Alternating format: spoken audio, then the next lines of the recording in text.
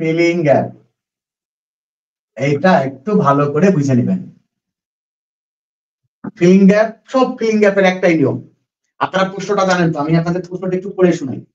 Fill the blanks with the words from the box. You may need to change the forms of some of the words.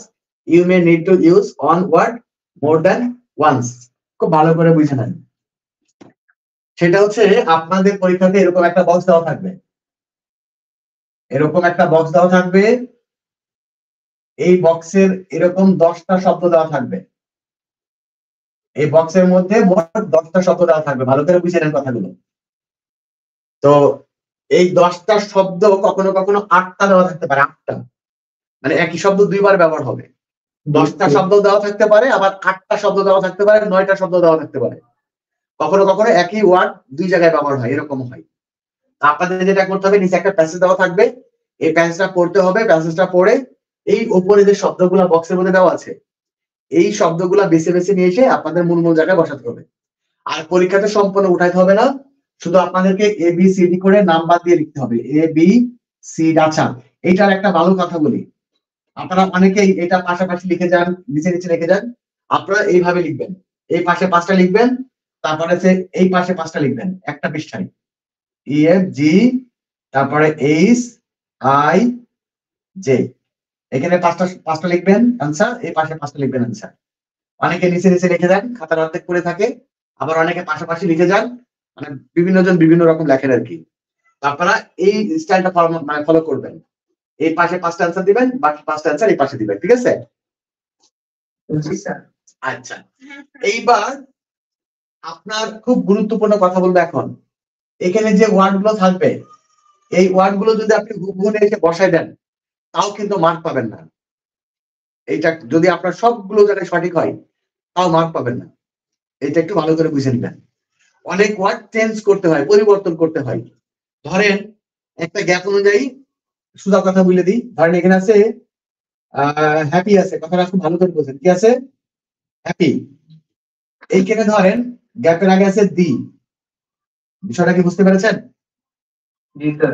এখন আপনি ভাবছেন যে মানে অর্থ অনুযায়ী বুঝে গেলেন যে এখানে হ্যাপি হবে, কি হবে? হ্যাপি হবে। বলেন তো হ্যাপি কোন পার্টস অফ স্পিচ? অ্যাডজেক্টিভ। এখন আর্টিকেলের পরে কি অ্যাডজেক্টিভ বসে? নাউন বসে। তাহলে এই হ্যাপিকে চেঞ্জ করে হ্যাপিনেস করতে হবে। আপনাদের সাফিক্স প্রিফিক্সে যেটা করতে হইতো, এইটা হচ্ছে আনসার। কেউ যদি হুবহু এখানে হ্যাপিটা লিখে বসায় দেয়, তাহলে ও মার্ক পাবে না। সেটা কি বুঝতে পেরেছেন? প্যাচ আছে কিন্তু। মনে করেন যে আপনি যেখানে যা যা হবে সবগুলোই ঠিকঠাকই বসিয়েছেন, কিন্তু এর মধ্যে যে কিছু আর চেঞ্জ করার প্রয়োজন হইতো, সেই চেঞ্জটা আপনি করেননি। তাহলে 2টা নোট এখানে আছে। 1 নাম্বার নোট হচ্ছে আপনি এই ওয়ার্ডগুলোর ফর্ম চেঞ্জ করতে পারবেন, মানে নাউন আছে অ্যাডজেক্টিভ করতে পারবেন, অ্যাডজেক্টিভ আছে অ্যাডভার্ব করতে পারবেন, তারপরে অ্যাডভার্ব আছে ভার্ব করতে পারবেন, মানে ফর্ম চেঞ্জ করতে পারবেন। আর একটা হচ্ছে কি, আপনি একই শব্দ দুবার বা তারও বেশিবার ব্যবহার করতে পারবেন যদি প্রয়োজন হয়। এই 2টা নোট মনে রাখবেন, ঠিক আছে?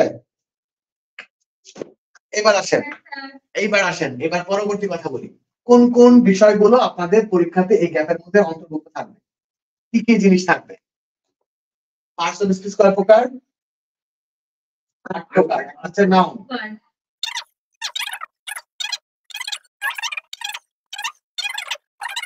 আচ্ছা, এবার আসেন, এইগুলার মধ্যে আপনাদের কোনগুলো দিয়ে গ্যাপ পূরণ করতে হবে না, সেটা হচ্ছে প্রোনাউন।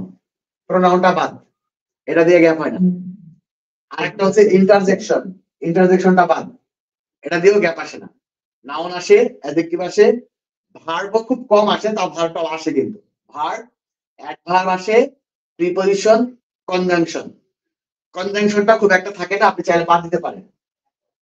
কিন্তু এক্সট্রা আরেকটা জিনিস থাকে, সেটার নাম হচ্ছে আর্টিকেল। এটাকে আর্টিকেল। এখন এই গ্যাপ পূরণ করার সময় এই শব্দগুলো ব্যবহার করতে হবে। এই গ্যাপ পূরণের জন্য আপনার সবচেয়ে বেশি প্রয়োজনীয় যে নিয়মটা, সেটা হচ্ছে সাফিক্স প্রিফিক্সের যে নিয়মগুলো শিখছিলেন, মনে আছে? Suffix prefix. এই সাফিক্স প্রিফিক্স থেকে আপনারা জানেন না যে কোন পার্টস অফ স্পিচ কোন জায়গায় বসে? এই কথাগুলো আপনাদেরকে খুব ভালো করে মনে রাখতে হবে, ব্যাস আর কোনো কাজ নাই। সাবজেক্টিভ প্রিফিক্সের লেকচারটাই হচ্ছে ফিলিং গ্যাপের লেকচার। মানে সবচেয়ে মানে যদি আপনাকে এক সেন্টেন্সে ফিলিং গ্যাপের নিয়ম বলি, তাহলে আপনি একসাথে মনে রাখবেন যে কোন জায়গাতে কোন জিনিস বসে, মানে একটা সেন্টেন্সে বিভিন্ন রকম ওয়ার্ড ব্যবহার হচ্ছে, কোন জায়গাতে কোন শব্দ বসে, এইটা শুধু আপনি মাথায় রাখবেন। তারপরে অ্যান্সারটা কি হবে, চেঞ্জ করতে হবে কি হবে না, ওটা এমনি হয়ে যাবে। বিষয়টা কি বুঝছেন? এর জন্য আপনাকে আলাদা কোনো রুলস মুখস্থ করতে হবে না। এবং আপনাদেরকে আরেকটা কথা বলি পাশাপাশি, সেটা হচ্ছে ফিলিং গ্যাপ তো দুই রকম, একটা ফিলিং গ্যাপ উইথ ক্লু আর একটা হচ্ছে ফিলিং গ্যাপ উইদাউট ক্লু। তো উইদাউট ক্লুটা আরো বেশি সহজ, কারণ আপনাকে এই উইথ ক্লুতে এর মধ্যে যে ওয়ার্ড গুলো দেওয়া আছে, এই ওয়ার্ড গুলো দিয়েই হচ্ছে আপনাকে গ্যাপ গুলো পূরণ করতে হবে। আর উইদাউট ক্লুতে আপনার ইচ্ছা মতো ওয়ার্ড দিতে পারবেন, মানে অর্থ হইলেই হয়েছে এরকম একটা ওয়ার্ড দিলেই আপনার হয়ে গেল। বুঝছেন? তো এই হচ্ছে মূলত মানে ফিলিং গ্যাপের মূল কাহিনী। এর সবচেয়ে বেশি যে ব্যাপারটা, সেটা হচ্ছে আপনাকে কোন পার্টস অফ স্পিচ কোন জায়গায় বসে সেটা শুধু মাথায় নিলেই আপনার অ্যান্সারটা হয়ে যাবে। আরেকটা ব্যাপার হচ্ছে, এই ক্ষেত্রে সবসময় যে আপনাকে বাংলা করতে হবে তা না, আপনি বাংলা করা ছাড়াও অনেক কিছু বুঝতে পারবেন। আমি আপনাদের বরং নিতে যাই, একদম সরাসরি প্র্যাকটিসে যাই, দেখাই হাতে কলমে, আর ওই সময় আপনাদেরকে বলি, তাহলে বুঝবেন ভালো। মুখে মুখে অনেক বুঝতে পারবেন না। মাঝখানে ছোট্ট একটা ইনফরমেশন দিই, আপনারা যারা এসএসসি 2025 ব্যাচের শিক্ষার্থী, আপনাদের জন্য এই জুন মাস থেকে একদম কমপ্লিট প্রিপারেশন নিয়ে 4 মাসের একটি নতুন অনলাইন ব্যাচ শুরু করতে যাচ্ছি। তো আপনারা যদি কেউ আমার সাথে সরাসরি লাইভ ক্লাসে অংশগ্রহণ করতে চান, তাহলে স্ক্রিনে দেওয়া নাম্বারে এখনই যোগাযোগ করে আপনার সিট ঠিক কনফার্ম করুন। সেখানে ইংলিশ ফার্স্ট পেপার এবং ইংলিশ সেকেন্ড পেপারের 200 মার্কের একদম ফুল কোর্স কমপ্লিট প্রিপারেশন হবে। এক কথায় বলতে পারেন যে এইটা হচ্ছে আপনাদের ইংলিশ ফার্স্ট পেপার এবং ইংলিশ সেকেন্ড পেপারের টোটাল 200 মার্কের কমপ্লিট প্রিপারেশন একটি ব্যাচ। ওকে, এইবার খেয়াল করেন তো, আগে আপনারা এই উপরে শব্দগুলো দেখবেন, হ্যাঁ? আর আরেকটা সহজ কথা বলি, আপনাদের যে সব ওয়ার্ডগুলো চেঞ্জ করতে হবে ব্যাপারটা তা না, আপনারা ওই ওয়ার্ড দিয়ে আগে চিন্তা করবেন, ঠিক আছে? আগে উপরে শব্দগুলো দেখে নেবেন, ঠিক আছে? এরপরে নিচে এসে দেখবেন যে ওখানে আসলে কি মিসিং আছে। আগে দেখবেন ওই জায়গাতে কি মিসিং আছে। একটা সেন্টেন্সের মধ্যে যে বিভিন্ন রকম পার্টস অফ স্পিচ বসে বা বিভিন্ন এলিমেন্টস বসে, এগুলোতে একটা নিয়ম কানুন আছে না নাই?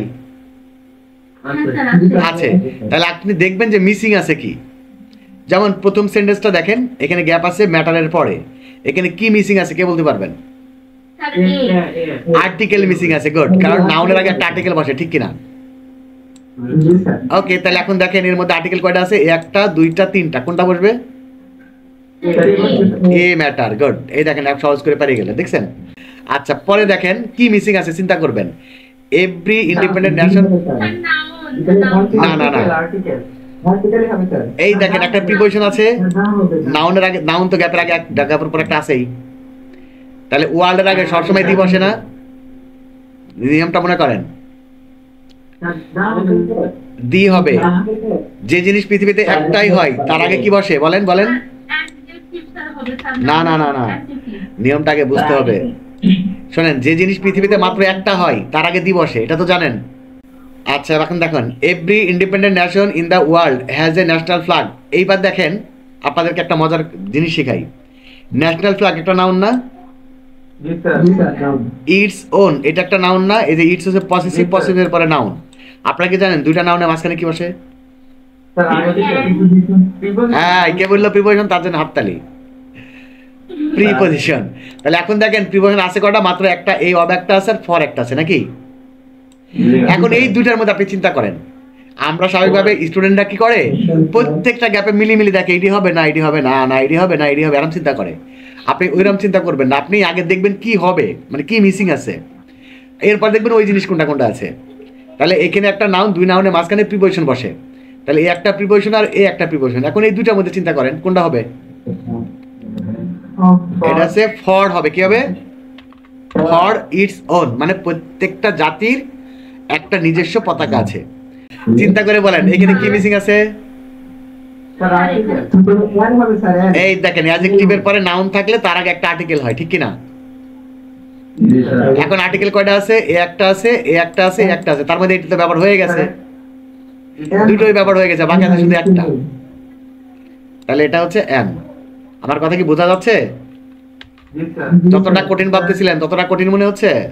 তাহলে we have a national flag, our national flag is the, বলেন তো কি মিসিং? Noun, good.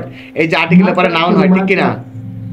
সিম্বল, আচ্ছা, তাইলে ন্যাশনাল ফ্ল্যাগ ইজ দি, এখন নাউন কোনটা আছে? একটা নাউন আছে, আর একটা নাউন আছে, একটা নাউন আছে, তিনটা। কোনটা হবে? এই চারটা নাউন আছে। তাহলে national flag is the symbol of independence, নাকি? জি sir. Okay, national flag is the symbol of independent, দিয়ে দিলাম। এখন কমার একটা নিয়ম বলেন তো, কমার নিয়ম।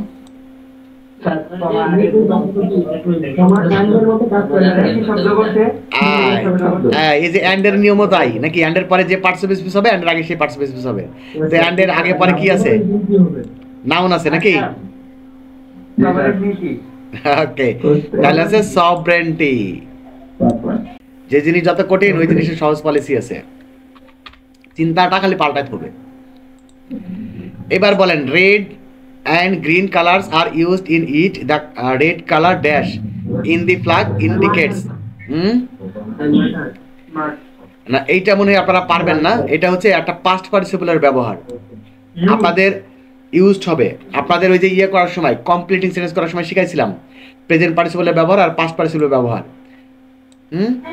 এটা হচ্ছে ইউজড হবে। ইউজটা কেন হবে সেটা বলি, দেখেন। সেটা হচ্ছে, অর্থটা দেখেন, the red colour used in the flag, মানে পতাকায় ব্যবহৃত লাল কালার। বিষয়টা কি বুঝছেন? পতাকায় ব্যবহৃত লাল কালার, এটা হচ্ছে পাস্ট পার্টিসিপলের ব্যবহার। পতাকায় ব্যবহৃত লাল কালার ইন্ডিকেটস, মানে নির্দেশ করে। দি কি হবে? হ্যাঁ, নাউন হবে। কি হবে? নাউন হবে, এবং এটা একটা ব্যক্তিবাচক নাউন হবে। তার প্রমাণ কি? তারপরে হু আছে, তার এর মধ্যে ব্যক্তিবাচক নাউন আছে, এটাও নাউন, এটাও নাউন, আর এই দুটো তো হয়ে গেছে। তাহলে এটাও নাউন, এটাও নাউন। অনার হচ্ছে বস্তুবাচক নাউন, আর মাটার্স হচ্ছে ব্যক্তিবাচক নাউন। তাহলে মাটার্স হবে। ওকে, আচ্ছা, এবার আসেন, তারপরে এটা চিন্তা করেন। এভাবে একটু গ্রামাটিক্যাল টার্ম দিয়ে চিন্তা করবেন, অর্থটা পরে, বুঝছেন? এবার দেখেন, লিভস কি ভার্ব না? হু লেড ডাউন দেয়ার, সরি লাইভস, এটা লাইভস, এটা ভার্ব না, sorry. Who laid down their lives dash the independence, কি দ্য ইন্ডিপেন্ডেন্স? না, অব হবে না, ফর হবে। রাইট, এটা ঠিক বলেছেন, ফর হবে। তাহলে স্বাধীনতার জন্য, নাকি? স্বাধীনতার জন্য। আচ্ছা, স্বাধীনতার জন্য। তাহলে they are valuable lives for the independence of our country, আমাদের দেশের স্বাধীনতার জন্য তারা তাদের জীবন উৎসর্গ করেছে। We must upload its, its একটা কি? পসেসিভ। পসেসিভ আবার কি হয়? নাউন হয়। তাহলে অনারটাই তো নাউন হিসাবে বাকি আছে।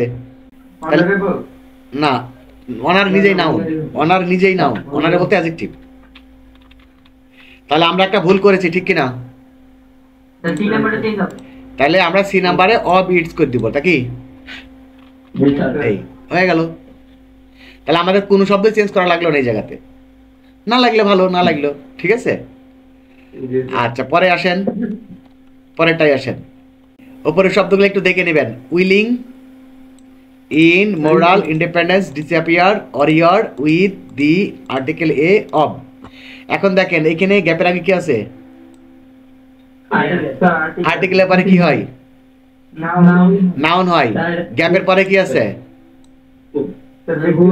তাহলে এখানে এমন একটা নাউন হবে যেটা ব্যক্তিকে বোঝায়, নাকি? তাহলে এর মধ্যে বলেন ব্যক্তিকে বোঝানো নাউন কোনটা? গুড, অরিয়ার মানে যোদ্ধা, সাহসী যোদ্ধা। তাহলে হয়ে গেল, বাংলা টাংলা করি নাই কিন্তু।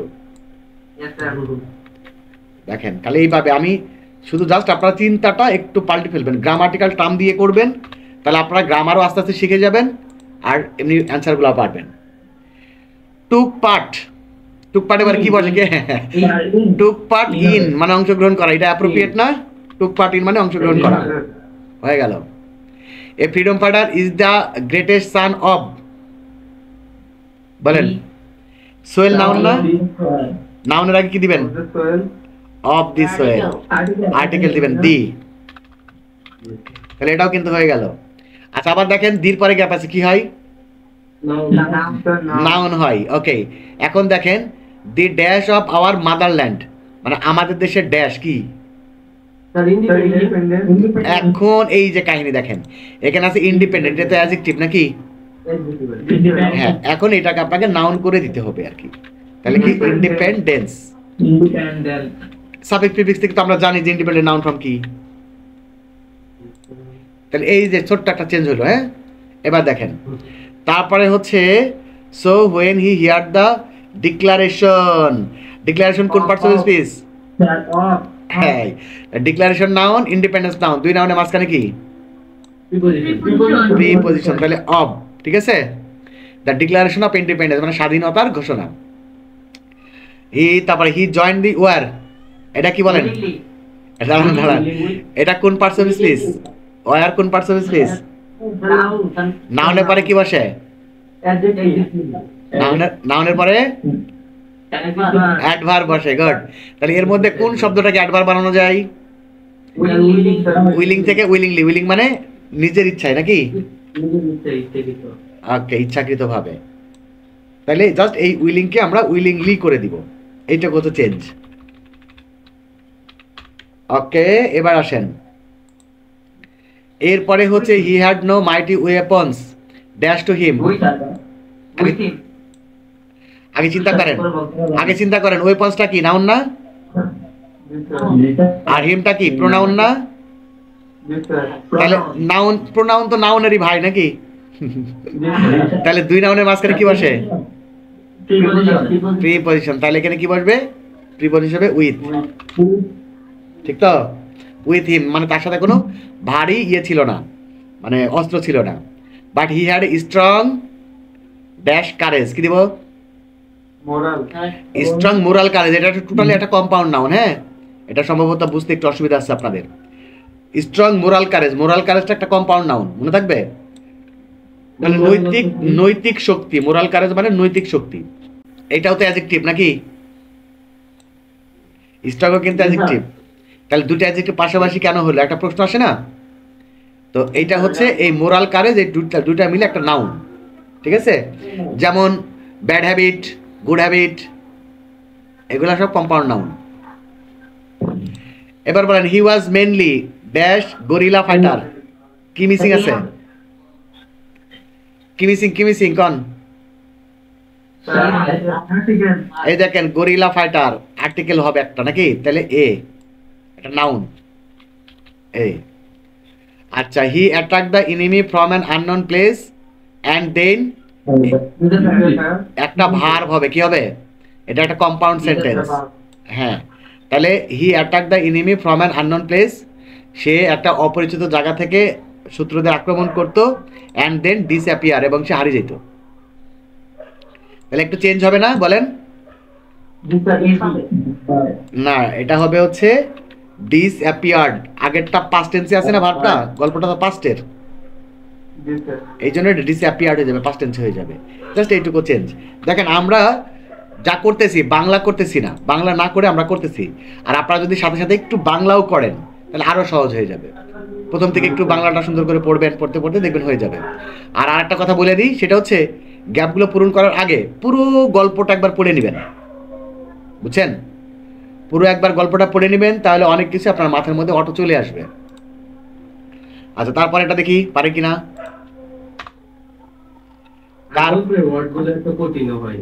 না না, এই ফিলিং গ্যাপে সেন্টেন্স প্যাসেজগুলো কঠিন হয় না, ওয়ার্ডগুলো কঠিন হয় না, সহজ সহজ বাংলার মতোই। A student must have habit of reading newspaper merry dash knowledge, এটা পারবেন বলেন? নলেজ কি নাউন না? নলেজ হচ্ছে নাউন, তাহলে কি knowledge? Bookish knowledge. Suffix prefix ভালো পারলে এইগুলা এমনি পারা যায় ভালো। এই বুকিশ নলেজ সাফিক প্রিফিক্স শেখেন নাই? একটা অ্যান্সার আছে বুকিশ নলেজ। আচ্ছা, তারপরে দেখেন is not enough in this current world. Good, current world. আর এখানে দিস আছে, আবার নাউন ই আছে, তাহলে এমন একটা নাউন হইতে হবে যেটা হচ্ছে কম্পাউন্ড নাউনের কাজ করবে, তাহলে কারেন্ট ওয়ার্ল্ড। আচ্ছা, newspaper helps him dash is general knowledge, কি দিবেন? আচ্ছা, ইন রিচ হবে। গুড। এখন কেউ কি বলতে পারবেন যে একটা সেন্টেন্সের মধ্যে দুইটা ভার্ব কেমনে হয়? ইনফিনিটিভ স্যার যদি নন ফিনিট বার হয়ে যায় তখন তাহলে ইনফিনিটিভ টু কই? হেল্পস একটা ভার্ব, তাহলে ইনফিনিটিভ টু কই কোন? টু ইন দিস শোনেন, এই যে ভার্বটার নাম হচ্ছে বিআর ইনফিনিটিভ। কি ইনফিনিটিভ? বিআর ইনফিনিটিভ বুঝেন তো? যেটা বিআর ইনফিনিটিভ বুঝেন তো? বিআর ইনফিনিটিভ টু হয় না টু এই যে সেই ভার্বগুলোর মধ্যে হেল্পস একটা, সি, হেল্পস, লেট, ফাইন্ড, এগুলাকে বলা হয় বিআর ইনফিনিটিভ ভার্ব। এই ভার্বগুলো ব্যবহার হলে ইনফিনিটিভ টু ব্যবহার হয় না। Makes him aware of the dash issue. কি ইস্যু? কম্পিটিটিভ না না না, এই যে বার্নিং ইস্যু। কি হবে? হবে এখানে বার্নিং ইস্যু। বার্নিং মানে কি জানেন? বার্নিং ইস্যু মানে কি? আলোচিত ঘটনা। সমস্যা না না, আলোচিত ঘটনা, বার্নিং ইস্যু। আচ্ছা, তারপরে হচ্ছে আউটসাইড। পারবেন তো এটা? তাড়াতাড়ি বলেন। Outside, sir in the country outside the country. হ্যাঁ, আর্টিকেলের ব্যবহার। A man who doesn't read newspaper is like a frog. দেখেন। ইন হ্যাঁ হ্যাঁ হ্যাঁ হ্যাঁ। লাইক আচ্ছা, সোজা কথা বলি, এটা একটা নাউন না? ইন হবে দাঁড়ান, এটা একটা নাউন কিনা? ইয়েস স্যার এটা একটা নাউন কিনা? ইয়েস স্যার তাহলে দুই নাউনের মাঝখানে কি হয়? প্রিপোজিশন হয়। তাহলে একটা স্থান, সেজন্য আমরা কি দিব? ইন। রাইট। স্যার ইন হবে in a narrow well.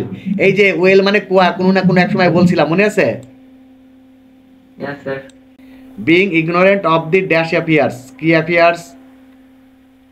Competitive sir business হবে না আচ্ছা, আমরা মনে হয় একটু চেঞ্জ করতে পারি। সেটা হচ্ছে এখানে দিয়ে আমরা কারেন্ট অ্যাফেয়ার্স, বুঝছেন নি? জি স্যার এখানে আমরা কারেন্ট অ্যাফেয়ার্স, এটার সাথে আমরা পরিচিত। আর ওখানে যদি আমরা কম্পিটিটিভ ওয়ার্ল্ড দিই তাহলে কোনো সমস্যা? নো স্যার এইখানে আমরা কম্পিটিটিভ ওয়ার্ল্ড দিব, মানে হচ্ছে প্রতিযোগিতামূলক বিশ্ব। ক্লিয়ার? স্যার এবার আমি এটা বলেছিলাম কম্পিটিটিভ হ্যাঁ, এবার মনে হয় ভালো হলো, সেজন্য আপনাকে ধন্যবাদ। আচ্ছা, তারপরেরটা দেখেন। তারপরে হচ্ছে ইন ইনলাইটেন সোসাইটি। কই জানি? He can not take part in the talks and discussions in. এই দেখেন, সোসাইটি তো নাউন, নাউনের আগে অ্যাডজেক্টিভ, অ্যাডজেক্টিভের পরে নাউন থাকলে তার আগে একটা আর্টিকেল বসে, তাহলে অ্যান হবে। কি হবে? An ইনলাইটেন society. আচ্ছা, এটা পারেন কি দেখেন তো? ইনলাইটেন সোসাইটি অ্যান্ড ফিলস ড্যাশ। হ্যাঁ, ফিলসের সাথে লাইক বসে, জানেন তো? ফিলস লাইক মানে কারোর কোনো কিছু ইচ্ছা করে, এরকম ক্ষেত্রে ফিলস লাইক ব্যবহার করা হয়। ওকে, তারপরে এটা তো পারবেন, একবার চোখ বন্ধ করি। কি দিবেন কন? উপরে বক্সটা দেখে নেন, বক্সটা দেখেন। এটা একটু দেখেন আগে। বাই, হ্যাঁ, বাই প্লাস জিরান্ডের নিয়ম দেখেন। ওই যে সিম্পল কমপ্লেক্স কম্পাউন্ড থেকে বুঝে নেন। By gerund, by reading newspaper we can widens one's range of knowledge in the field of science, history, geography, literature, etc.